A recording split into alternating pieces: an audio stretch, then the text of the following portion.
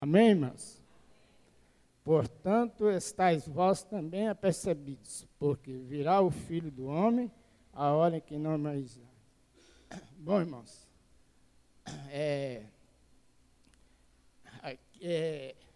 aqui nós, nessa palavra, que nós estamos sendo alertados, né, quanto à vinda de Jesus.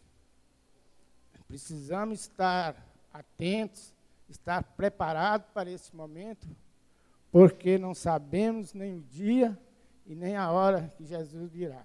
Amém? Vamos repetir a parte A do versículo 37. Bem-aventurados aqueles servos, os quais, quando o Senhor vier, achar vigiando. Vigiando o quê? Vigiando tudo aquilo que vem atrapalhar a nossa comunhão com Deus. Vigiando tudo aquilo que venha nos levar a pecar. Vigiando os nossos olhos.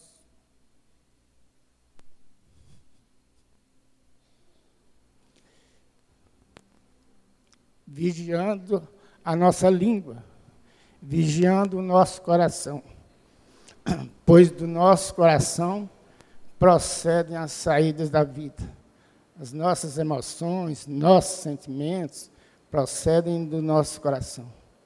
Dos nossos corações saem coisas boas, coisas agradáveis aos olhos de Deus, coisas que nos edificam, mas também procedem coisas más, coisas que podem fazer com que nós perdemos a nossa salvação. E é por isso que precisamos, né, separar bem essas coisas, as coisas boas das coisas más. Procurar viver as coisas boas e deixar que as más se vão. Amém, irmão? E é por isso também que nós precisamos não perder o contato com o nosso Deus. Precisamos, a todos os momentos, estar buscando, estar clamando a presença de Deus em nossas vidas. Que Deus possa abençoar a cada irmão nessa manhã. Amém. Vamos fazer uma pequena oração. Senhor, nós te louvamos, te exaltamos, nós glorificamos o seu nome, porque o Senhor é bom, o Senhor que nos dá o fôlego de vida, o Senhor nos dá o alimento, o pão de cada dia, é o Senhor que nos dá os livramentos.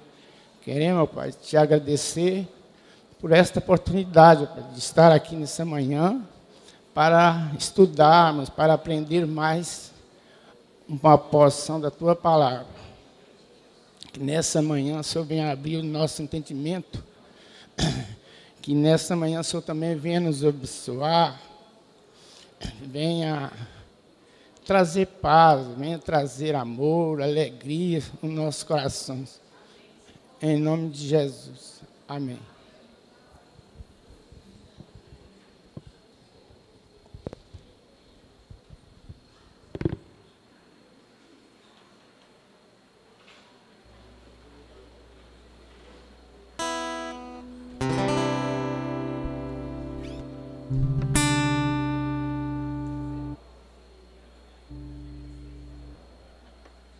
Ei, som, aleluia.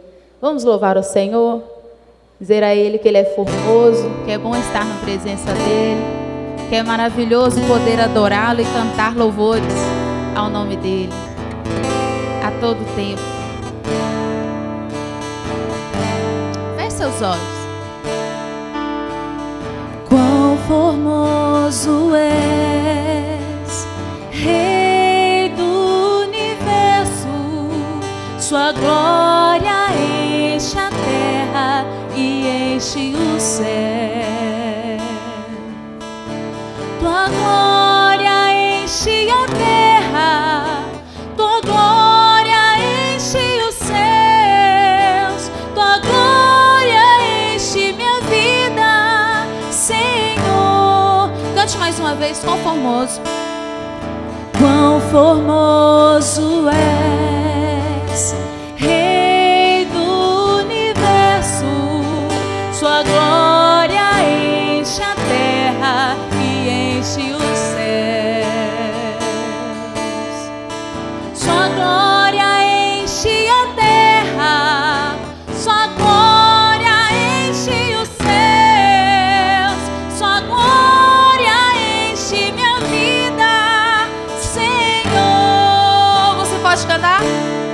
Maravilhoso é estar em tua presença. Maravilhoso é poder te adorar. Maravilhoso é tocar em tuas vestes. Maravilhoso é te contemplar, Senhor. Maravilhoso é estar em tua presença. Maravilhoso é poder te adorar. Maravilhoso é tocar em tuas vestes. Maravilhoso é te contemplar, Senhor. Maravilhoso é te contemplar, Senhor. Maravilhoso é te contemplar, Senhor.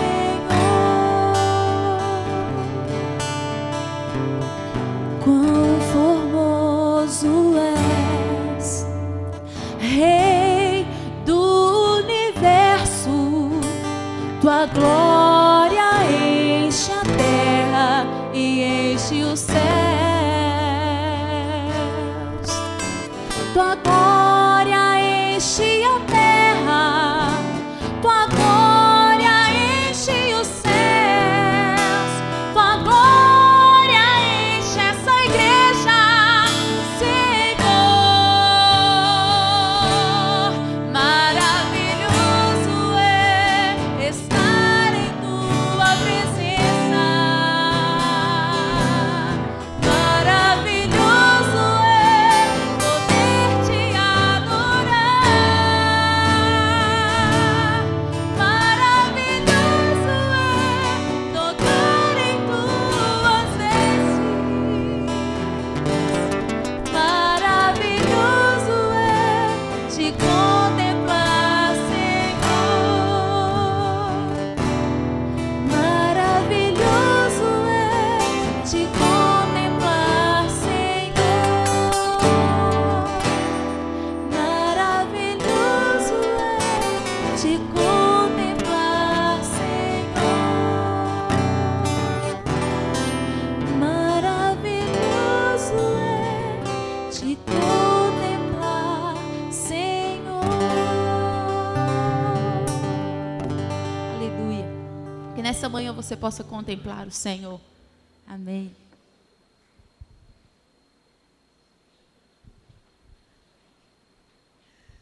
Bom dia, irmãos, a paz do Senhor. Irmãos, só lembrar aqueles que precisam comprar o material de escola dominical para o seu filho, as irmãs do departamento infantil, elas estão aqui logo na varanda da secretaria, vendendo a revista. Então, aqueles que ainda não adquiriram, procurem aqui, tá? A Gislene, o Andrés, ou a Gabi, hoje está a Gislene, para adquirir a revista da escola dominical. Deus abençoe.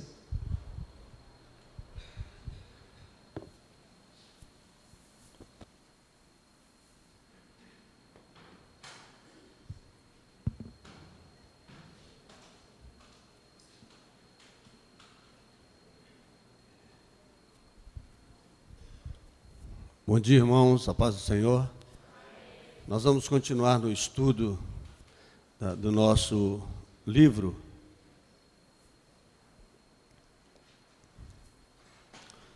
Hoje o assunto é um novo caminho. Podia apagar aqui, por favor?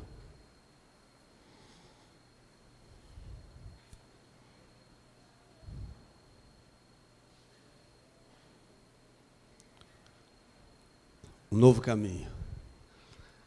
Então, está nessa sequência. A Tia Graça, tem livro aí, Tia Graça? Tem. Então, se alguém quiser, algumas pessoas me procuram depois que terminou para comprar o livro, você pode levantar durante a escola e ir lá, ela está no último banco aqui, do meu lado esquerdo, vocês podem ir lá e comprar com a irmã Graça o livro que acompanha estas lições. Tá certo? Então, são 41 lições sobre a nova vida. E muitas igrejas estão adquirindo esse livro exatamente para fazer esse trabalho. Vários pastores, muitas pessoas já estão usando esse livro no discipulado, na evangelização de vizinhos. Eu contei aqui que eu fiquei muito feliz.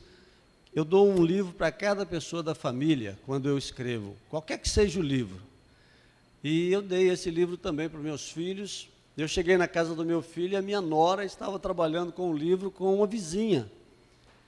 Então, assim, Deus está usando muito esse trabalho, que é um trabalho que foi pensado durante 25 anos e é um resumo maravilhoso assim, do que seriam as doutrinas básicas. Vou trocar o microfone.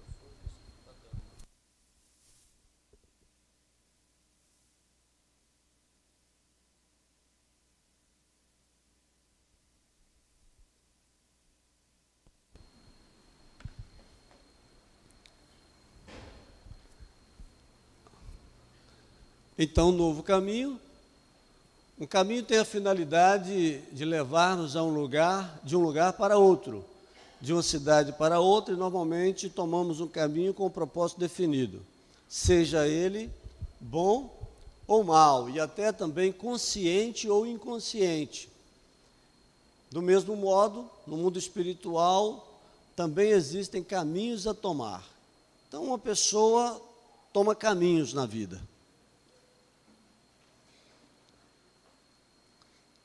E nós também tomamos caminhos. Eu já falei aqui das 3 grandes decisões da vida. As 3 grandes decisões da vida é se vou com Deus ou se não vou, e este é o caminho que nós vamos falar aqui, né? O que vou fazer durante a vida, o que vou estar fazendo durante a minha vida, e com quem vou me casar, com quem vou caminhar durante a vida. E normalmente as pessoas, pelo menos numa dessas decisões, fazem uma decisão ruim. Isso é até muito bom dizer para os jovens, né, que estão começando a vida. Essa classe aqui é de pessoas que já se casaram, né, e que já, às vezes, já estão trabalhando. Uma das decisões você pode mudar a qualquer momento. É o que vou fazer durante a vida.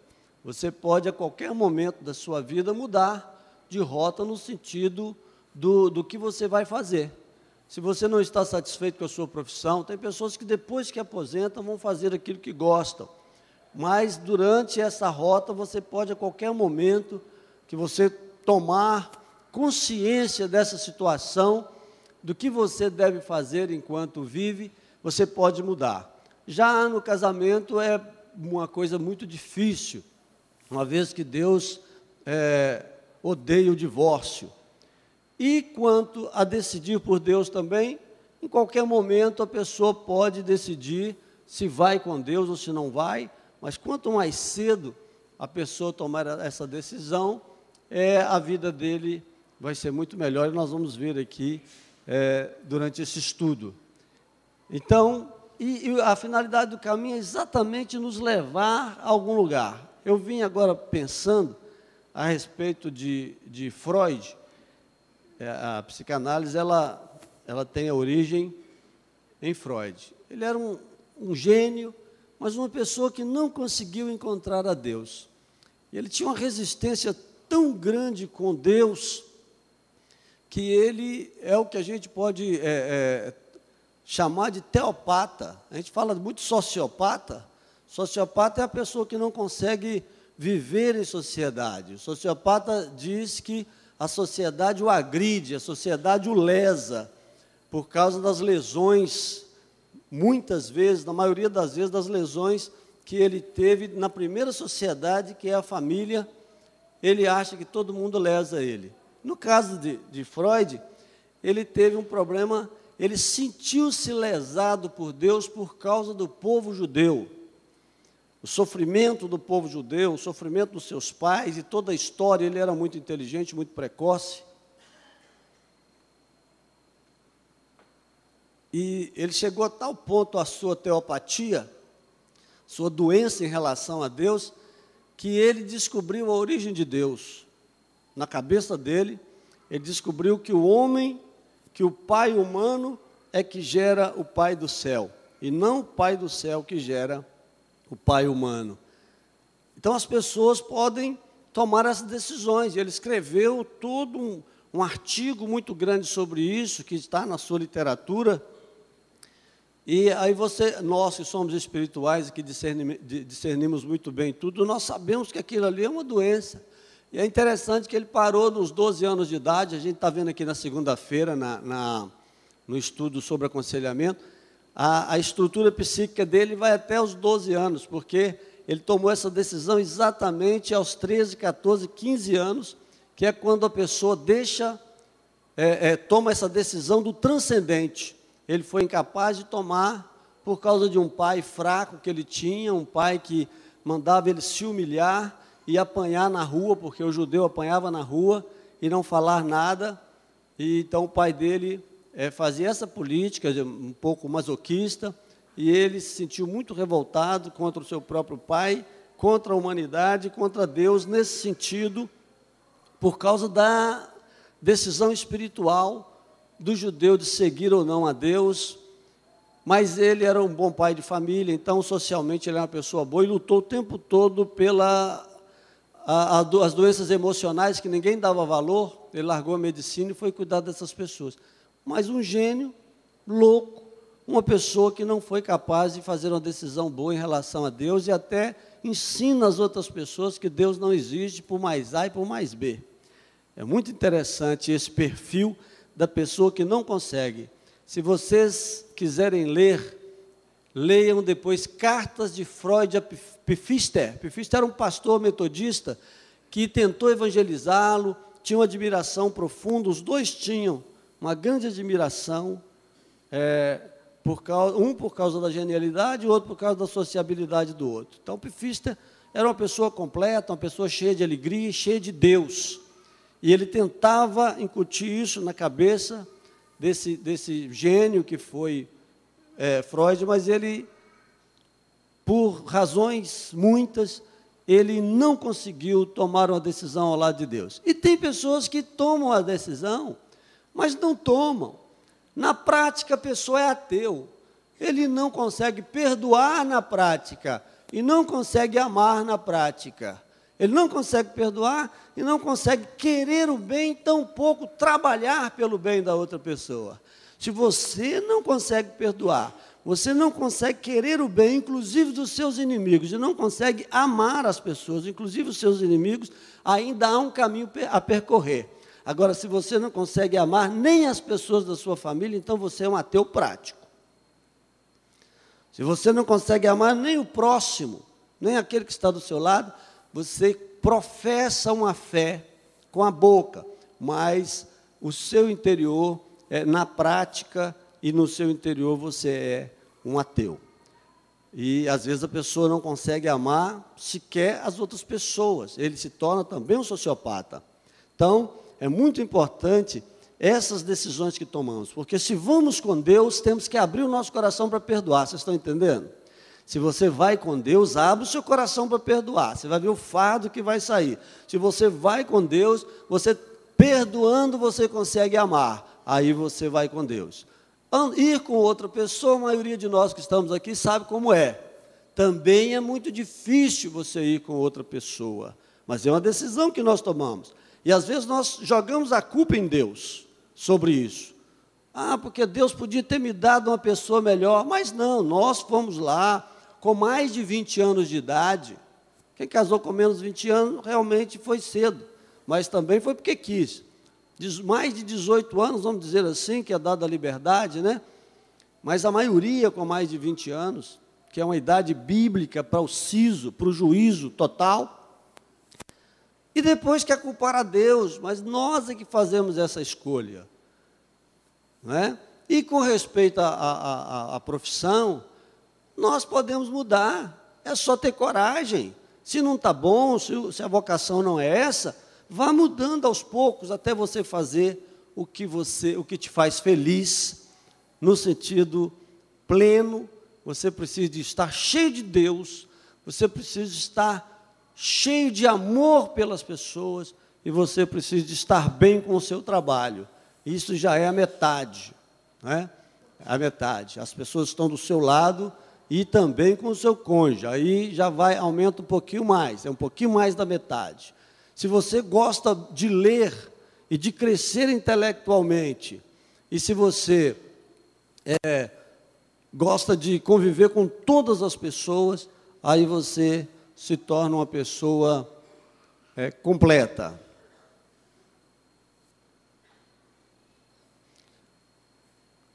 Um caminho, então, nos leva de um lugar para outro. Para onde você quer ir? Essas coisas, numa sociedade democrática como a nossa, isso existe só no ideal. Mesmo nos Estados Unidos, a maioria das pessoas são inconscientes. Para onde você quer ir? Você está votando em quem? Para onde você quer levar o país? Para onde você quer levar o planeta? Quando você polui, quando você suja, né?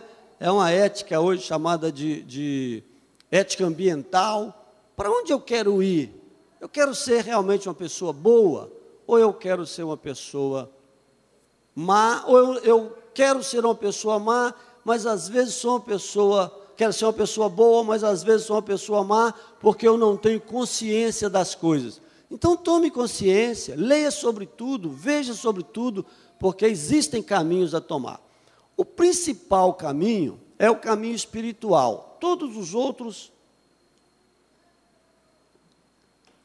você pode inclusive entrar no céu salvo do fogo, como diz o apóstolo Paulo. Não fazer as outras coisas tão bem, mas ser salvo, e isso é o mais importante. Mas se eu tenho tempo e posso fazer, faço as outras coisas. Hoje nós vamos falar do principal caminho para que nós nos agarremos à essência. O que é essencial para o homem? O essencial para o homem, que não é teopata, como Freud e muitos outros, como Darwin, e outros tantos que tiveram, inclusive, contato com o Antigo Testamento, como Freud, com o Novo Testamento, como Darwin, que também teve ódio do bispo da cidade, que colocou a menina dele ajoelhada em cima de caroço de feijão, assim diz a lenda, né? Eu não sei se isso é fato, mas o filme, por exemplo, diz isso. E ele tomou ódio daquela situação da igreja e começou a trabalhar contra os princípios bíblicos. Então não era gente de fora, era gente de casa, gente conhecedora da Bíblia, que toma um ódio muito grande e diz depois que é ateu. E tem muito mais um mecanismo de recusa, que é o mecanismo exatamente do perverso. Um caminho feito com sangue. Esse é o caminho espiritual, o nosso caminho. É um caminho respingado de sangue, com o sangue de Jesus. Então não é à toa. E não é somente o sangue de Jesus, mas o sangue de todo mártir. Desde Abel, que fez opção por um bom caminho, até o último cristão que morreu agora, há poucos dias, por causa do Evangelho de Cristo. Então, nós já andamos, que estamos aqui, num tapete vermelho. Um tapete vermelho tingido com o sangue dos nossos irmãos. Tingido com o sangue dos mártires que estão agora sob a doutrina de Maomé, obrigados a se esconderem e, quando pegos, mortos. Mas o mais importante e o maior de todos esses sangue é o sangue de Jesus. Por quê? Porque ele é o Cordeiro imaculado e incontaminado. Por quê? Porque ele não é um ser humano, simplesmente, ele é Deus, está sentado hoje à direita de Deus, mas um dia se desfez daquela glória e desceu e se fez homem e foi parar aqui. Então é muito difícil. Um pobre, irmãos, comer angu com feijão e jiló, não é difícil não. Eu já comi muito angu com feijão e jiló, quando não tinha nem arroz. Ou angu e arroz, ou angu e feijão, ou sopa de banana só. Para o pobre não é difícil, para quem já foi pobre também voltar não é difícil. Agora a pessoa que sempre foi rica, Se ela vê um prato de angu e feijão e arroz e falar que ela come, ela prefere morrer, às vezes, do que comer aquilo. Nós temos um caso de um presidente da República, o último presidente militar. Hoje eu estou com a cabeça ruim, se alguém lembrar o nome, fala para mim. João Batista Figueiredo. Ele veio aqui em Minas, parece, ou em São Paulo, e alguém perguntou para ele: o que o senhor faria se o senhor ganhasse o salário mínimo? Na época o salário mínimo era muito menor do que esse, muito menor. Era $30, para vocês terem ideia. O salário mínimo aqui já foi $30. O desejo era colocar em $100, né? Agora está um pouco mais de $200, né? Mas eram $30, e alguém perguntou para ele assim: o que você faria se você ganhasse $30 para cuidar da sua família? Ele falou assim: eu me daria um tiro na cabeça. Eu não acredito que fosse diferente mesmo, porque ele sempre foi de classe média alta, pessoas sempre comendo caviar, e agora tem que comer. Às vezes o angu com feijão é até mais gostoso do que o caviar, mas a pessoa gosta daquilo, deixa para lá, né? Eu nunca comi caviar. Mas então, essas pessoas, a Biju está dizendo que não tem gosto de nada, né? São ovas de peixe. Como é que chama? Aquela parte da trompa, né? Onde ficam os óvulos, aquela parte ali que é o caviar. É como comer óvulos. Pelo novo e vivo caminho que Ele nos consagrou, isto é, pelo véu, isto é, pela sua carne. Então, quando a Bíblia fala do véu que rasgou lá no templo, e o véu realmente rasgou, e ele tinha 4 centímetros de espessura, o pano, mas o véu, aquilo foi só simbolicamente, para dizer que estava acabada, encerrada aquele tempo, aquela aliança. Tudo isso aconteceu, de fato. Aqui você tem que o mais importante é que a carne de Jesus foi rasgada. Rasgada pelos cravos, rasgada pela lança que cortou ele do lado, e com isso, pelo novo e vivo caminho. Então, este sacrifício de Deus, do Filho de Deus, que desce do céu, e que em João 17 ele vai dizer: Senhor, torna-me dar aquela glória que eu tinha contigo antes da fundação do mundo. Então Jesus perdeu, deixou a sua glória, como diz a Bíblia, deixou a sua glória para se encarnar. E é claro que ele não era um homem comum, ele foi cheio do Espírito Santo, mais do que os seus companheiros, porque Deus, o teu Deus, te ungiu com óleo de alegria, mais do que aos seus companheiros, é assim que a Bíblia diz. É claro que ele não era um homem comum, exatamente por isso, o seu sacrifício é o sacrifício central, e sela o novo caminho. Então, o nosso caminho é um caminho sério, é um caminho que foi selado com o sangue de Jesus. Nós estamos todos atrás de Jesus. E Jesus é muito sério. Ele é muito positivo nas coisas que ele fala. Ele é muito reto, ele é muito completo. Ele é muito taxativo nas suas leis. E ele mesmo diz que o mais importante é o amor. Os judeus vinham falar sobre jejum com ele uma certa vez, ele disse assim, e entender sobre dízimo e sobre outras coisas, ele diz: ide entender o significado disso. Misericórdia quero e não sacrifício. De forma que a nossa lei é o amor e o nosso sacrifício é a misericórdia. Então, se você estiver cheio de misericórdia, e misericórdia é uma palavra que vem de miserere, que é miséria, e cardia, que é coração. Misericórdia é colocar o coração na miséria do outro. Quando eu coloco o meu coração só nas minhas misérias e tem um outro miserável, mais miserável que eu não estou ajudando, eu estou sendo egoísta. E uma coisa para curar a depressão, não existe nada melhor para curar a depressão do que ajudar o que está numa situação pior do que você. E às vezes a nossa situação não é nem tão ruim, não é? Eu, por exemplo, tenho um problema, uma tristeza muito grande, porque eu não tenho um iate. Está vendo qual que é o meu problema? Então eu já larguei para lá. E muita gente é isso, a tristeza dele é porque ele não tem o carro do ano, porque o carro dele é 1.0, ele queria um carro 2.2, mas tem gente morrendo do nosso lado. E enquanto nós buscarmos as mesmas coisas que as pessoas do mundo estão buscando, nós não vamos exercer a misericórdia.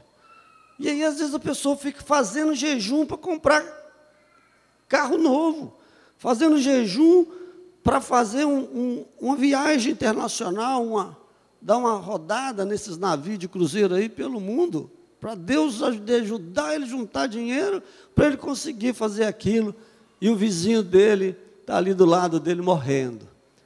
A proposta de caminho, que é o sangue de Jesus e de muitos dos nossos irmãos, que não é o do nosso sangue, mas nós podemos caminhar, mesmo assim, sermos muito bem-aventurados, sem dar o nosso próprio sangue, como diz o apóstolo Paulo. Muitos de vocês não foram provados até o sangue, nós não somos. Então, nós já estamos no lucro. A única coisa que esses irmãos vão ter é um galardão. Jesus nem galardão teve, ele veio aqui, sofreu, perdeu tudo, voltou para o mesmo lugar.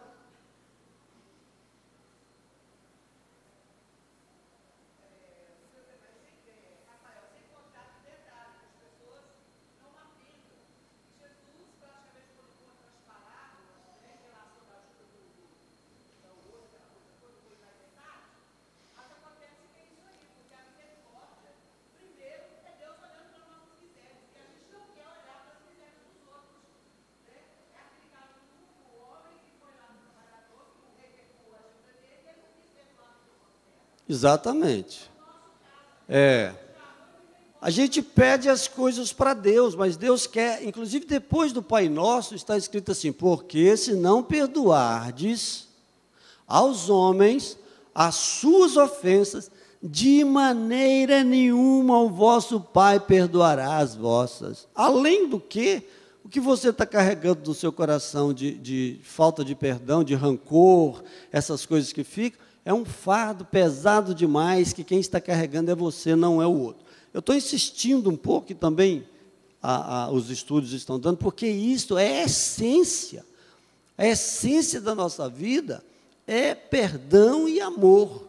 E o amor nos leva à misericórdia. O amor em prática é a misericórdia. Se a gente der um presente para quem tem dinheiro para comprar, é uma coisa boa.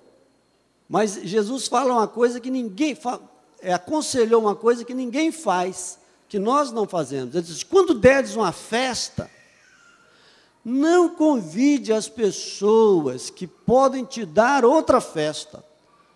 Convidem os miseráveis, os famintos, aqueles que não podem te dar uma festa. E isto é realmente uma coisa. Então, esse caminho foi consagrado pela carne de Jesus, pelo sofrimento. Quando diz pela sua carne, está dizendo disso aqui, olha. Eu, quando fui batizado do Espírito Santo, eu imaginei uma situação dessa, foi uma visão que Deus me deu, e uma gota desse sangue pingou na minha cabeça. Quando pingou na minha cabeça, tudo na visão. Eu tive uma visão, e eu era duro, crente muito incrédulo, via nos outros e falava assim: não sei se vai dar certo, mas sempre buscando nas vigílias. Então, eu fui cheio do Espírito Santo, batizado, como Jesus disse em Atos 1:5, sereis batizados do Espírito Santo, não muito depois, mergulhados no Espírito. Todo crente renovado precisa ser mergulhado no Espírito Santo. Eu sou tradicional, eu não creio. As promessas são para os que creem. Então, quem crê deve buscar e ser. a experiência com o Espírito Santo que nós precisamos ter para recebermos um dom carismático, além das vocações que temos. E o dom carismático faz bem à igreja? Claro, já pensou uma pessoa que tem o dom de cura? Uma pessoa que tem o dom de fé? Uma pessoa que tem o dom de sabedoria para discernir espíritos? Se quem está falando com o Espírito de Deus ou com o Espírito de Satanás? Já pensou a pessoa que tem o dom de interpretar línguas? Quando um está falando em língua, ele interpreta e aquilo se torna uma profecia, ou o dom de profecia, que não vai ser usado aqui, o dom de línguas, não precisa ser usado aqui, agora, mas ele tem os locais de oração dos crentes. O de profecia pode. Qualquer um que tiver o dom de profecia pode levantar e trazer uma mensagem para a igreja. Isso é para quem? Para toda carne. Pedro, quando no dia de Pentecostes, ele levantou e disse, é como disse o profeta Joel, nos últimos dias diz Deus, que do meu espírito derramarei sobre toda a carne, e vossos filhos e filhas profetizarão, vossos velhos terão sonhos, vossos mancebos visões. E a promessa diz respeito a vós, a vossos filhos e a todos que estão longe, a tantos quantos o Senhor nosso Deus chamar. Atos 2, leia tudo, que você vai ver que a promessa é também para você. Mas isso não é salvação. Pessoas que são curadas serão salvas, pessoas que são cheias do Espírito Santo serão salvas se permanecerem no amor e na misericórdia até o fim. Aí serão salvas. Muitas pessoas experimentam o Espírito da graça de Deus e depois vão para o mundo e adquirem 7 demônios, piores do que o primeiro que ele estava com ele. Então isso não é salvação, isso é para operação do organismo igreja, para abençoar pessoas, inclusive de fora. Recebereis poder ao vir sobre vós o Espírito. E tudo isso faz parte do caminho, faz parte do caminho. Se você buscar, você vai ser cheio. Devemos andar no caminho. Assim diz o Senhor, ponde-vos nos caminhos e vede, e perguntai pelos caminhos antigos, ou veredas antigas, qual é o bom caminho, e andai por ele, e achareis descanso para as vossas almas. Mas eles dizem, não andaremos nele.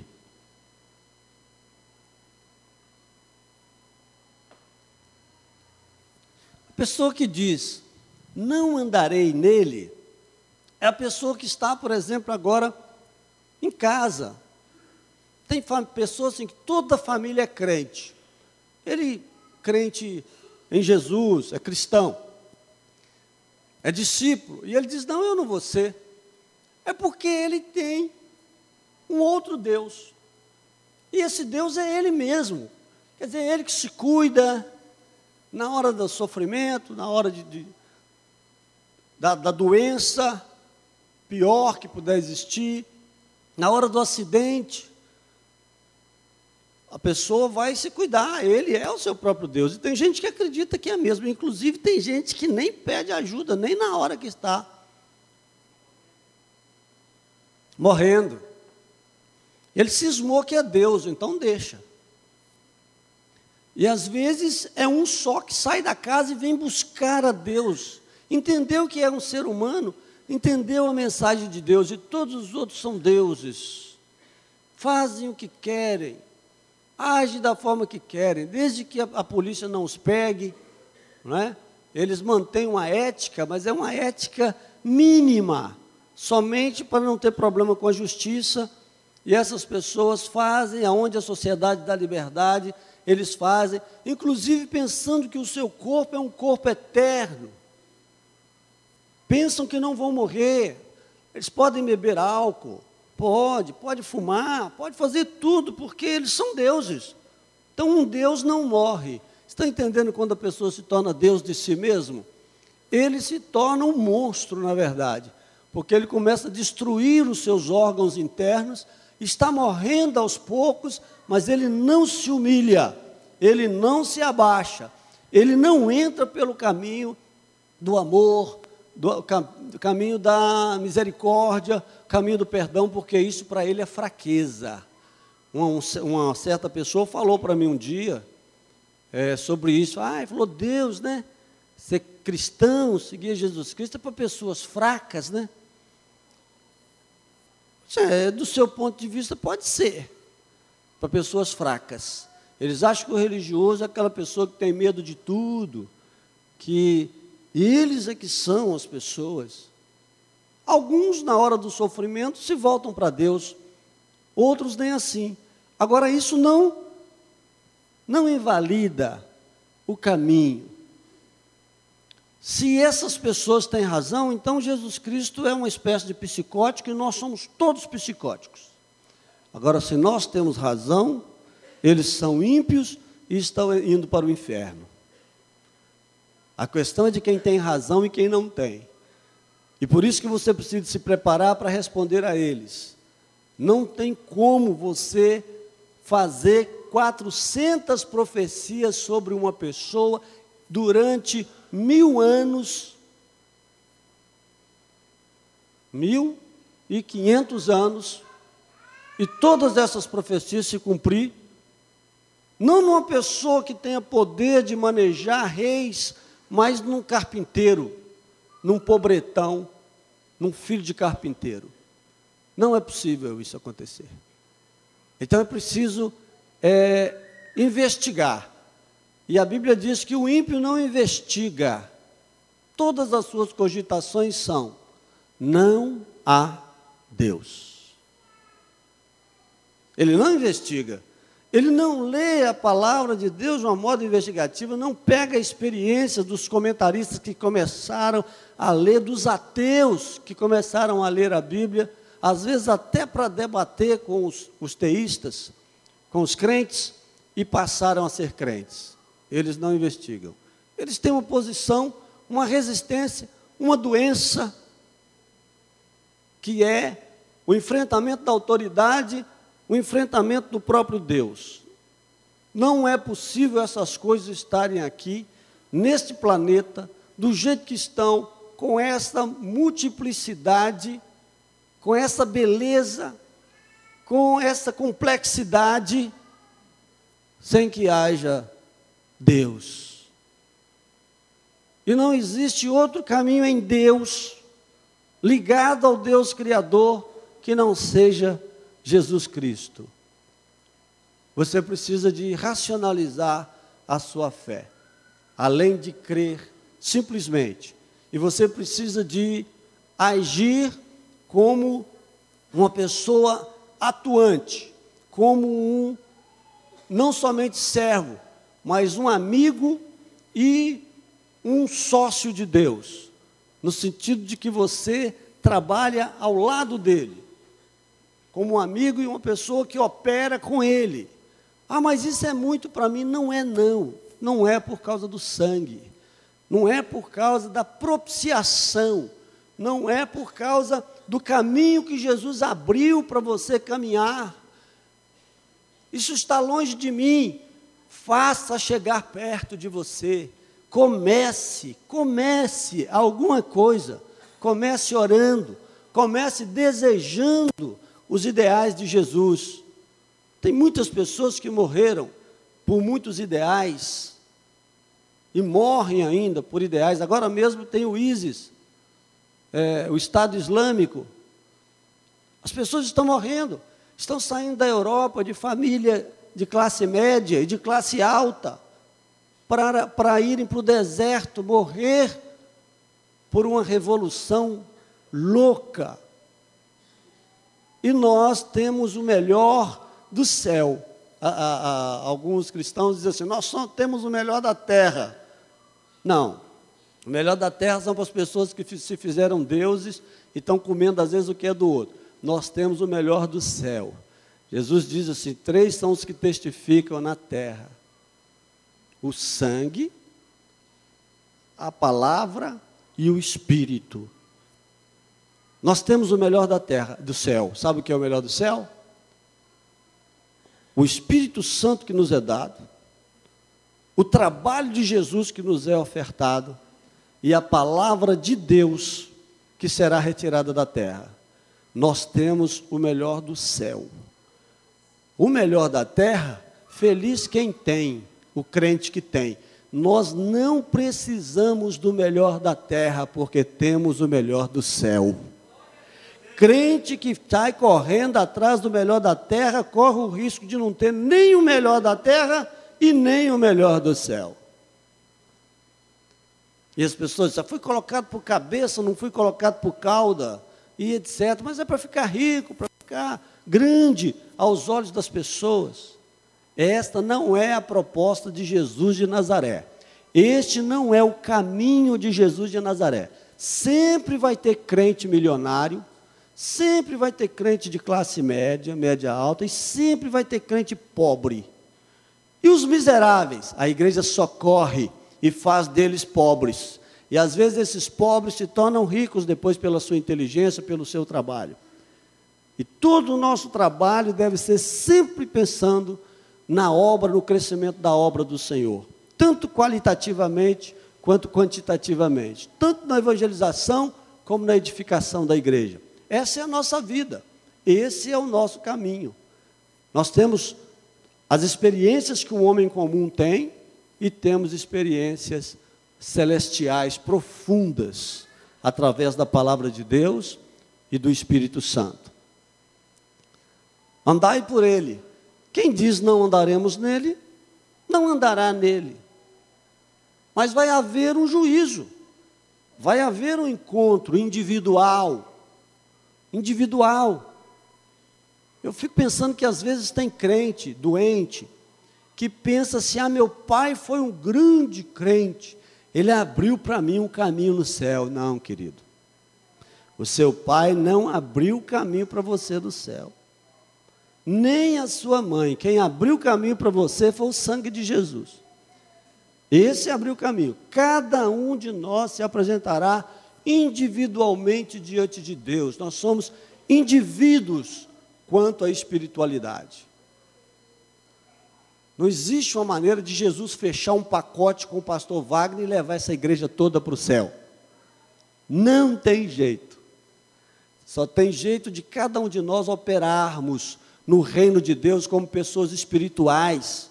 Somos espirituais e somos espiritualistas, porque cremos nas coisas espirituais.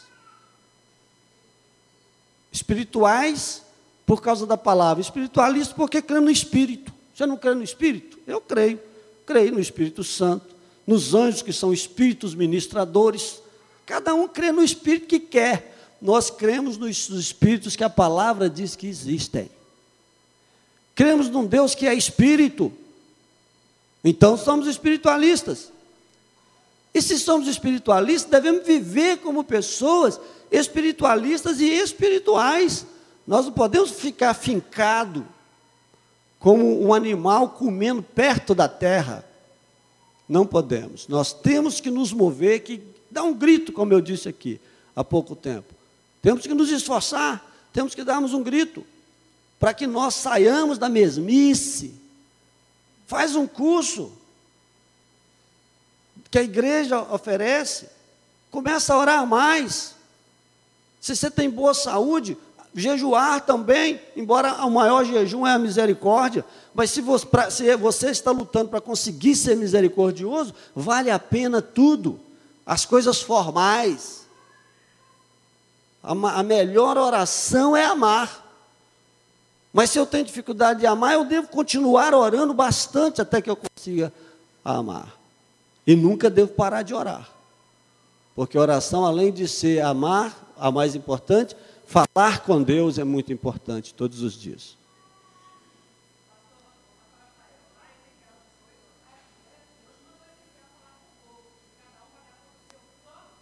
Cada um. A alma que pecar, esta morrerá. Morrerá eternamente, é isso que a palavra diz. Ou seja, viverá eternamente separado de Deus. Nós somos inteligentes, semelhantes a Deus. Nós não somos pouca coisa. Sabe quem é pouca coisa? Os animais. Às vezes eu falo uma coisa que todo mundo... O animal não sente, não percebe a dor que sente. Eles foram feitos para a nossa alegria. e para a glória de Deus. Ele não percebe a dor. Você imagina qual é a dor que ele está sentindo. Ele não sabe nem que existe. Então nós vemos, nós cuidamos, mas o animal, ele é como uma pessoa que ficou inconsciente. Você pode picar ela todinha, ela não sente dor, ela vai sentir falta das partes que você cortou depois que ela se acordar da inconsciência. E o animal é inconsciente, ele não sabe que existe. Então nós somos conscientes. Deus nos deu a sua imagem, a sua semelhança. O próprio Jesus, ele disse que era o Filho de Deus, e as pessoas disseram, você disse que é o Filho de Deus? E começou a acusar, ele disse assim, pois na palavra de vocês, no livro de Salmo, fala a respeito da congregação, sois deuses. Deus com letra minúscula. Deus com letra minúscula é o homem. Você não precisa de macaco para adorar, você é maior que um macaco. Você não precisa de uma pelota de barro para você adorar, você é maior que isso. E por que as pessoas se fazem tão mesquinhas espiritualmente? Porque não entram em contato com a verdade verdadeira da palavra de Deus. O caminho errado leva à morte. Isso aqui é a estrada da morte na Bolívia. Essa estrada existe, tem trecho, depois você coloca lá no Google, imagem, tem trecho, eu quis pegar esse aqui porque é assim. E aí passa o caminhão e tem mão e contramão ainda. É um negócio. De vez em quando cai um carro no abismo, olha o abismo. Cai lá embaixo. E esse caminhão novinho aí, vai passar aí, ó. Ou está querendo passar. E como é que volta de ré? É um negócio. E tem gente que está desse jeito aí, nós sabemos que está. Ele está nessa situação. Está na estrada da morte, na beira do precipício, está morrendo e é Deus. E acha que é Deus com letra maiúscula, porque não se submete a Deus nenhum. Não se submete à palavra de Deus. Então a arrogância entrou no coração dessa pessoa de uma tal forma. E nós devemos ter misericórdia e orar por essas pessoas, que as experiências de vida dele também o fizeram assim. Nós não devemos julgar jamais ninguém, Deus vai julgar cada um, Deus sabe o que cada um recebeu, mas devemos orar, e aí é motivo de oração, quando você vê alguém assim, ó. Há um caminho que ao homem parece direito, mas o fim dele são os caminhos da morte. É a pessoa que tomou o caminho errado, chegou na encruzilhada, não decidiu por Cristo e está à beira da morte. Está na hora de receber um diagnóstico de câncer por causa do cigarro, ou por causa da droga, ou por causa de um caminho que ele entrou, da prostituição, da promiscuidade.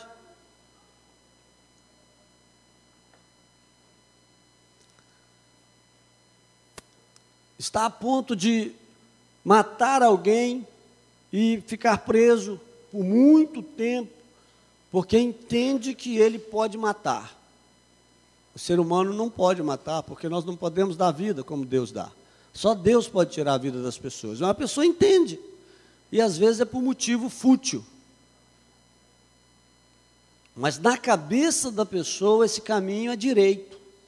Ele pensa que ele está trilhando um caminho bom, um caminho direito. Jesus viveu com tanta intensidade a sua proposta de um novo caminho para o homem, que ele se confunde com o próprio caminho.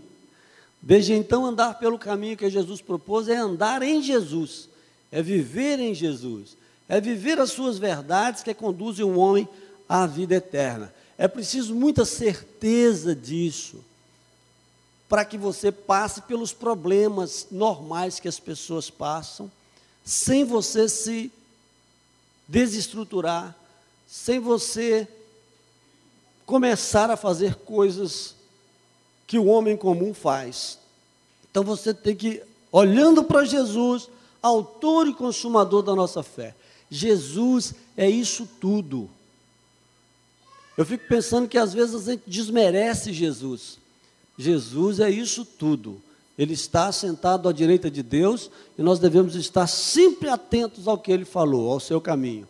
Aí você vai rompendo, você vai rompendo em fé. Se você começar a olhar para o lado, você não consegue ir. E superar. E ficar casado. E ter paciência com o filho. E ter paciência com o vizinho.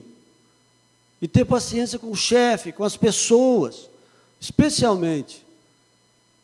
Mas quando nós vemos essas pessoas como mortos espiritualmente, pessoas problemáticas, traumatizadas, doentes, dignas da nossa misericórdia, a gente vai para casa e vai orar por essas pessoas.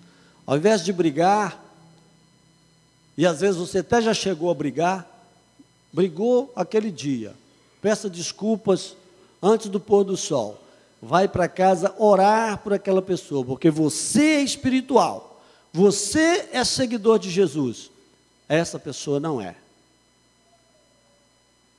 Então Jesus se confunde, por isso que ele disse, eu sou o caminho, a verdade e a vida.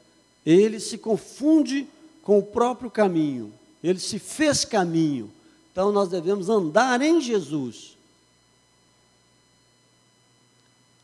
Eu sou o caminho e a verdade e a vida. Ninguém vem ao Pai senão por mim. Tem até a historinha da cruz, né? O pastor Wagner parece que contou um dia desse aqui. Da pessoa que vai mutilando a cruz. Vai mutilando a cruz. É verdade que você tem uma cruz mesmo. Jesus disse que se alguém vem após mim, negue-se a si mesmo. Tome cada dia a sua cruz e me siga. Tem uma cruz? Tem. É cruz que os seus antepassados deixaram aí para você. Uma pessoa que tem sífilis, porque o pai dele era promíscuo, tem uma cruz que o pai deixou, uma maldição. Uma pessoa que tem um modo de agir que é familiar, porque as pessoas da família vêm agindo, ele precisa se libertar, mas enquanto ele não se liberta, ele tem essa maldição, ele tem esse problema e ele luta contra ele, isso é uma cruz familiar, tem muitas maldições familiares, que são ações que os nossos antepassados fazem, que vem trazendo até os nossos pais, que eles incutiram em nós e que não são do caminho. Não são do caminho. Aí você precisa de se libertar, identificar quais são esses problemas e se libertar desses problemas. E você vai levando a sua cruz. E às vezes você quer trocar a cruz pela coroa, mas só lá no céu, aqui você não pode trocar a cruz pela coroa, né? Porque às vezes a mulher é a cruz, e o camarada dá 50 anos quer trocar a cruz por uma coroinha, não pode, só lá no céu que você vai trocar a cruz. E também acontece a mesma coisa com a mulher, que quer trocar a cruz por um coroa, mas um coroa de 30 anos, né?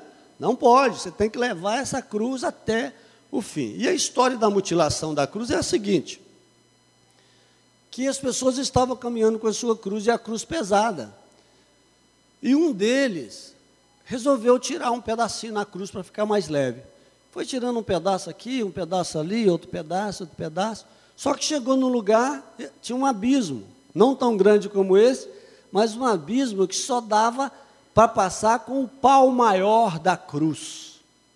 Tinha que colocar a cruz lá para passar. E cada um só podia passar nesse abismo com a sua cruz. Os outros passaram. E ele ficou para trás. Porque ele foi mutilando o caminho que é Jesus. Tendo conhecimento dele. Foi mutilando. E aí ele não passa para o outro lado. Né? Aqui é como se fosse para cá a terra. Esse abismo aqui é o inferno. E os outros têm que passar pela cruz. Quem está passando pela cruz vai chegar lá. Quem não decide passar pela cruz, tem um aqui até pulando. Eu acho que ninguém vai pular, não. Mas ele está até pulando lá porque decidiu que não vai assumir a cruz. Porque às vezes acha a cruz pesada demais ou acha que não tem que dar satisfação a Deus na sua vida. Então Jesus é de novo aí o caminho.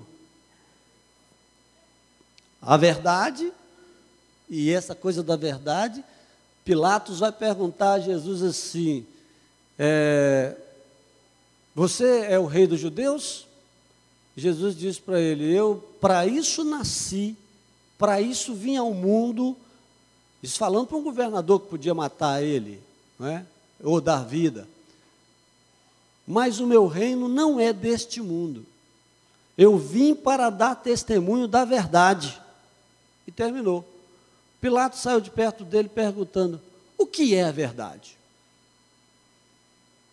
O que é a verdade filosoficamente? Nós não estamos falando de verdade filosófica, nós estamos falando de verdade espiritual, de verdade, verdade mesmo, de realidade. O que os nossos olhos veem está aí, ó, a criação.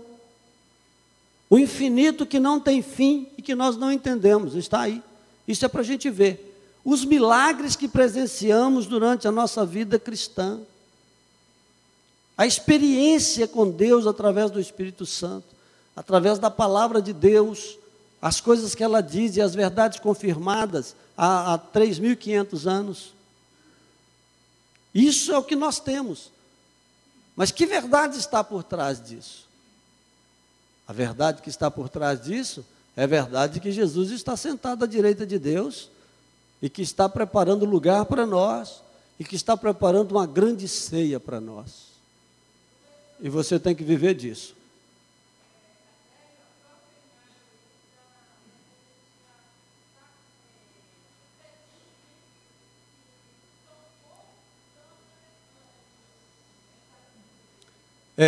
Poucos estão atravessando pela cruz.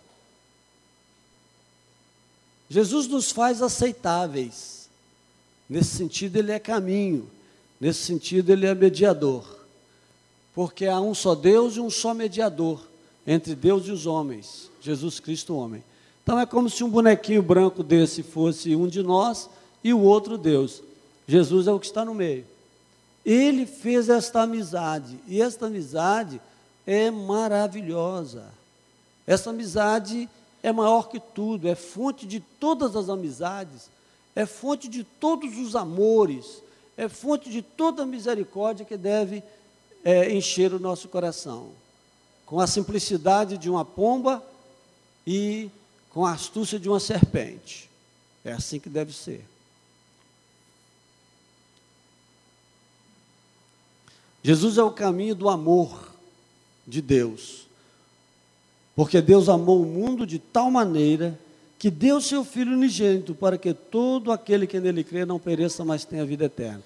Esse é o texto mais importante da Bíblia. Se você tivesse que jogar a Bíblia fora e ficar com um versículo só para fazer o resto da sua vida, você tinha que escolher esse versículo aqui. Todos os teólogos são unânimes em afirmar isso. Esse é o versículo mais importante. Deus amou o mundo de tal maneira que deu seu Filho unigênito para que todo aquele que nele crê não pereça, mas tenha a vida eterna. Isto é a essência, como eu disse, independente de você exercer tanta misericórdia assim, independente de você amar tanto assim, independente de você perdoar tanto assim, se você conseguir passar por esse versículo, você está salvo.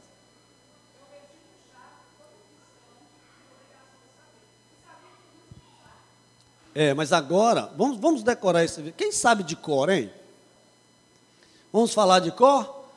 Porque Deus amou o mundo.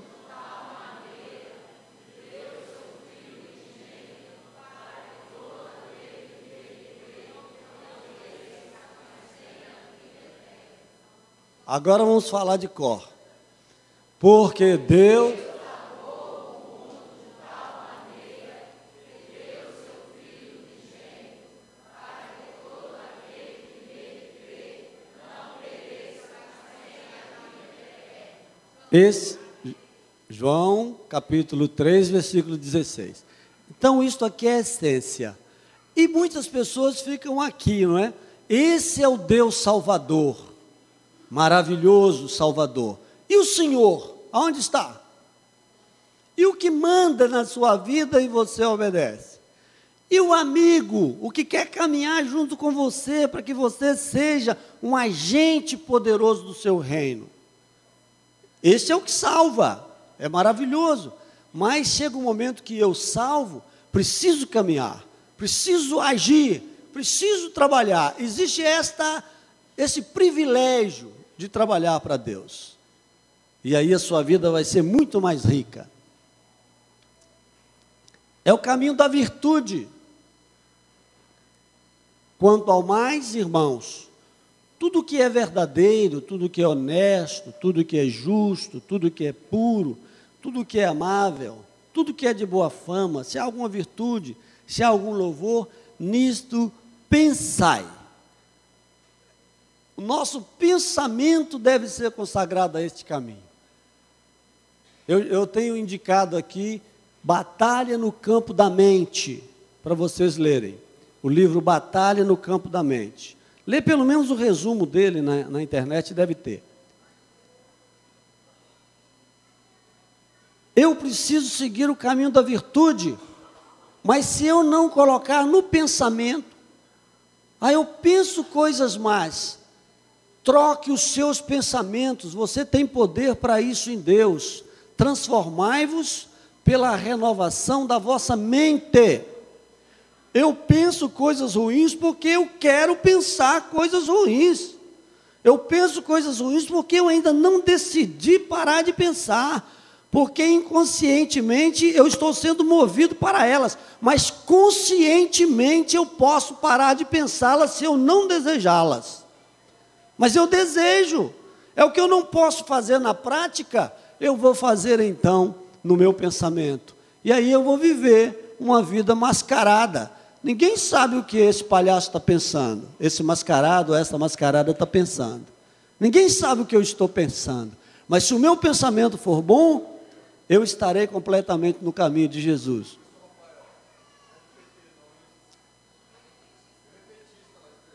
Ele é petista? Ah, estrelinha. Trocando os vícios por virtudes. Começa no pensamento. Ah, mas eu viajei aqui, papai do céu. Me perdoa que eu viajou porque quis.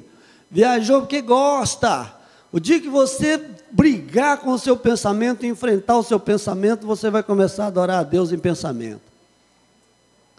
E aí do pensamento é que vem tudo. Jesus disse isso. É do coração que vem os adultérios, os roubos, os furtos. Então, sara o seu coração, porque dele procedem as saídas da vida. É isso que a Bíblia diz. A experiência de Paulo com o caminho. Por esta causa vos mandei Timóteo, que é meu filho amado e fiel no Senhor, o qual lembrará os meus caminhos em Cristo Jesus, como por toda parte ensina em cada igreja.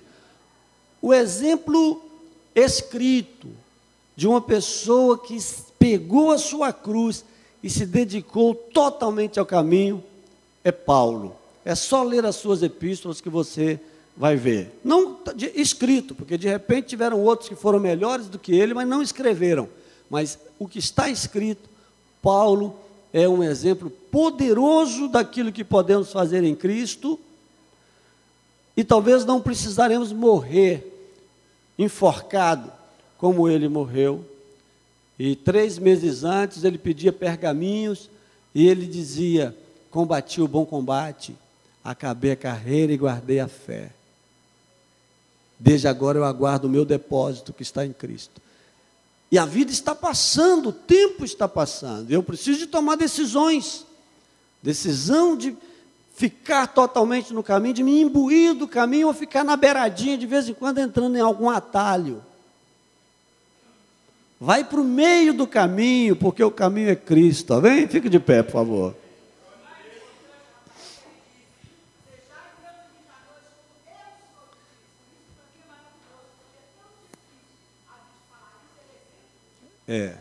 Sede meus imitadores como eu sou de Cristo.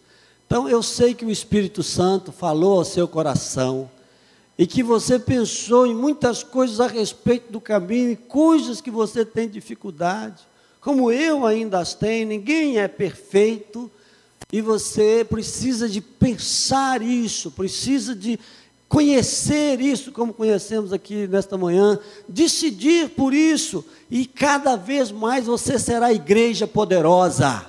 Você será igreja poderosa, porque a igreja começa com você e com mais um. Onde estiver 2 ou 3 já é igreja. Então você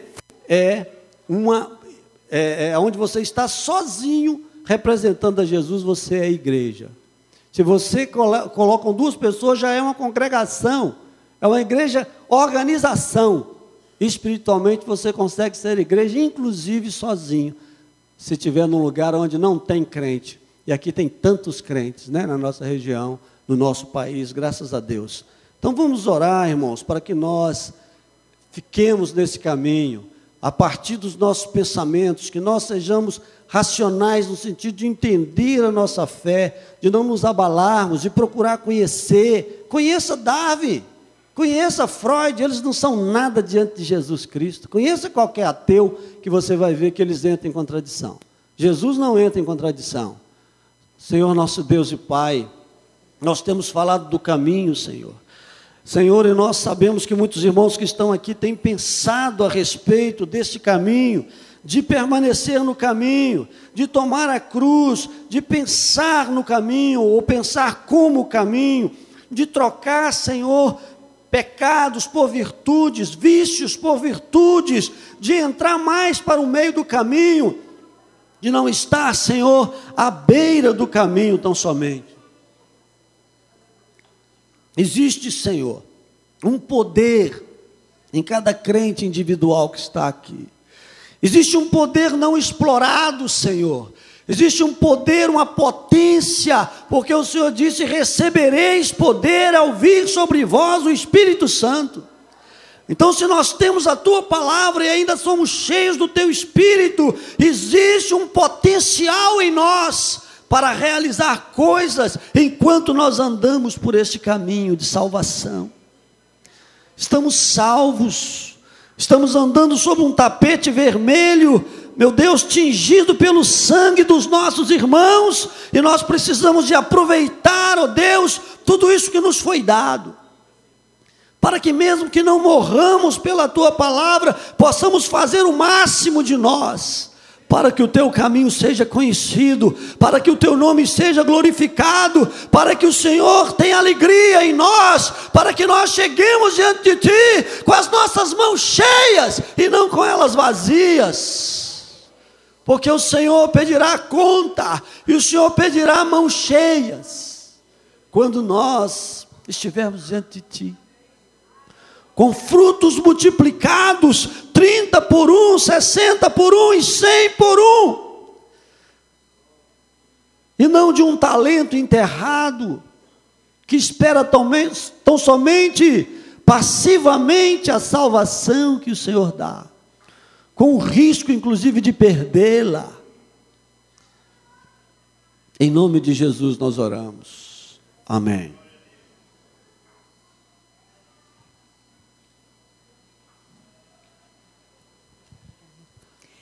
Irmãos, como disse o professor, até a palavra chegar a nós foi muito árduo. E nós estamos aqui para aprender o caminho. O objetivo da escola dominical é que esse caminho, ele seja trabalhado, aprendido por nós adultos e também pelas crianças. Então, o meu pedido aos irmãos é que na dinâmica da escola dominical, as crianças menores, a aula termina 10h15. Então, os professores, nesse horário, 10h10, eles já estão trazendo, para não acontecer aquele tumulto depois da escola, saindo, com criança pequena lá fora. Então, as crianças menores são trazidas ao templo, levadas à classe onde seu pai se encontra, os pais se encontram.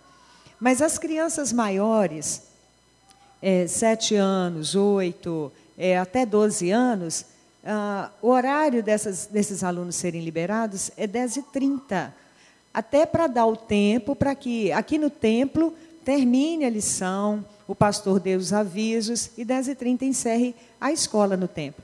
Só que os professores têm feito alguma observação no sentido de que pais vão às salas pedir para liberar o filho mais cedo. É lógico que existem dias em que há necessidade de sair mais cedo, por um motivo, né, de família, alguma situação específica, mas tem sido algo constante. Então, o pedido é que os pais aguardem até 10h30 para pedir, aguardando ali a liberação do filho da classe.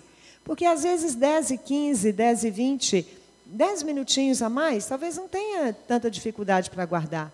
Então, gostaria de pedir aos irmãos que, no dia que houver alguma emergência nesse sentido, conversa com o professor, avisa logo no começo da aula, da escola bíblica, mas evitem pegar a criança mais cedo, porque o seu filho está sendo ensinado no caminho, o objetivo que ele aprenda o caminho. E, às vezes, por motivos que não justifiquem, a lição tem sido, né, interrompida e o seu filho sai antes da escola dominical acabar. Então, eu gostaria de fazer esse apelo para os irmãos aguardar aquelas classes que liberam 10h30, justamente para evitar que a criança fique correndo lá fora, brincando. Os irmãos aguardem o término da lição. Amém?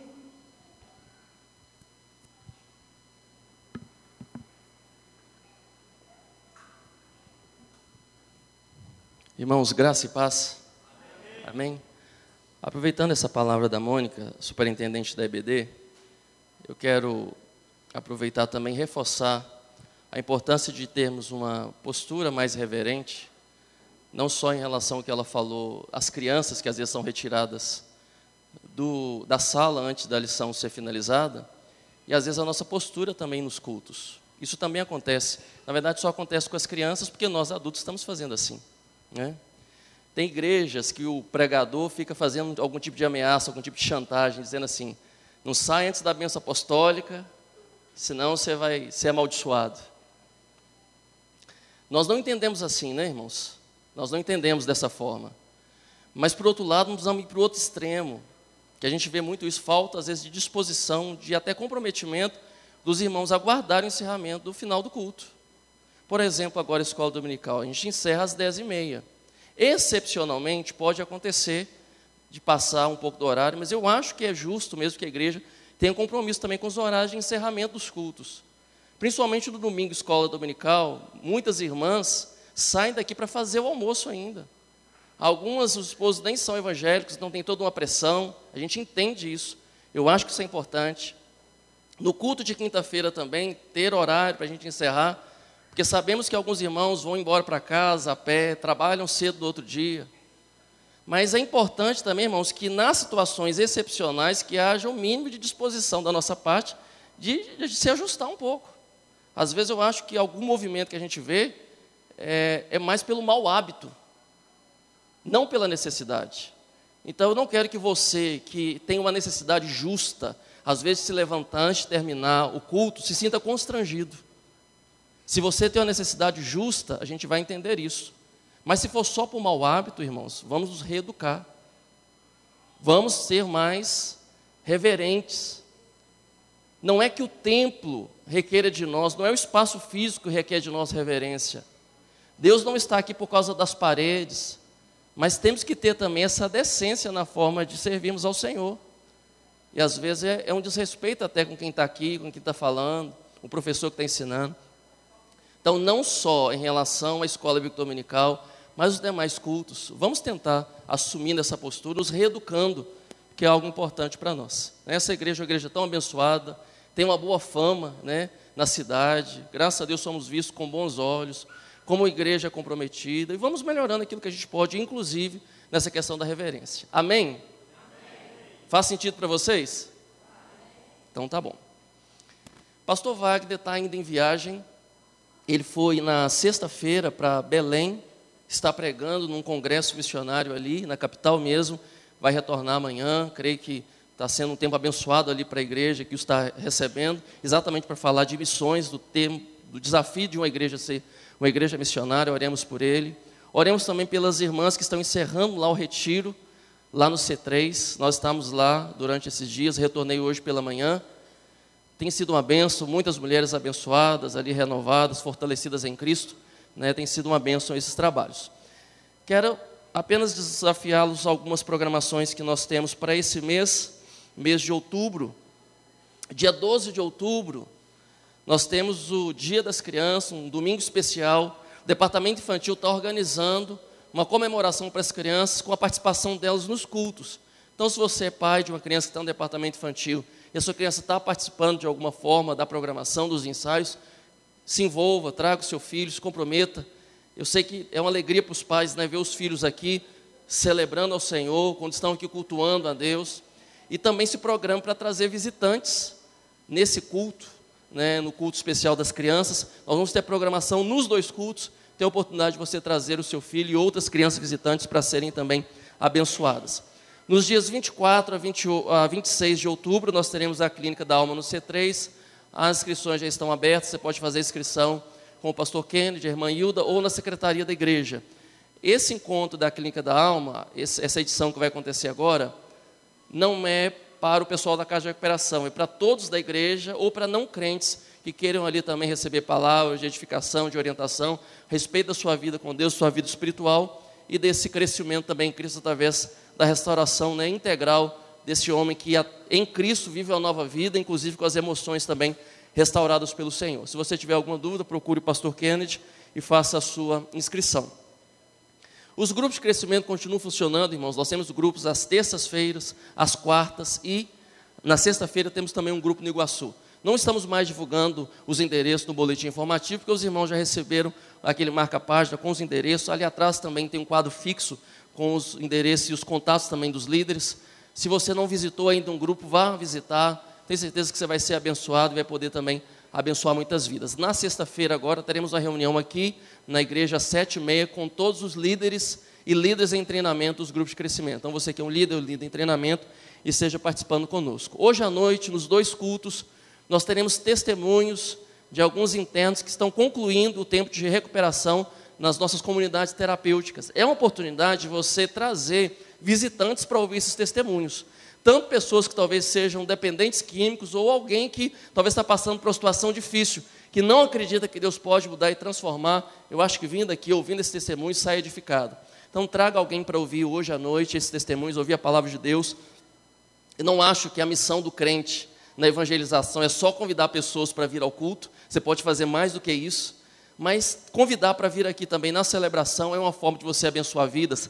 Passe na casa se for preciso, traga de carro ou venha a pé com essa pessoa, incentive alguém para vir ouvir a palavra de Deus e assim nós estamos também abençoando vidas, né? É uma oportunidade de nós fazermos isso. Nós queremos orar neste momento agradecendo a Deus por todas as pessoas que receberam uma bênção especial essa semana. Você que foi abençoado, você que fez aniversário, recebeu um livramento de Deus, ou tem algum motivo especial para agradecer ao Senhor, sai do seu lugar, vem aqui à frente, nós queremos louvar ao Senhor, agradecer a Deus pelas vitórias, pela misericórdia dEle em nossas vidas. O Senhor é bom, as suas misericórdias duram para sempre, o Senhor tem sido realmente misericordioso e zeloso para com o povo dEle. E quando a gente vem aqui à frente, é uma forma de demonstrarmos a nossa gratidão. Muitas vezes nós caminhamos, mesmo nas situações difíceis, não vemos tudo aquilo que nós gostaríamos.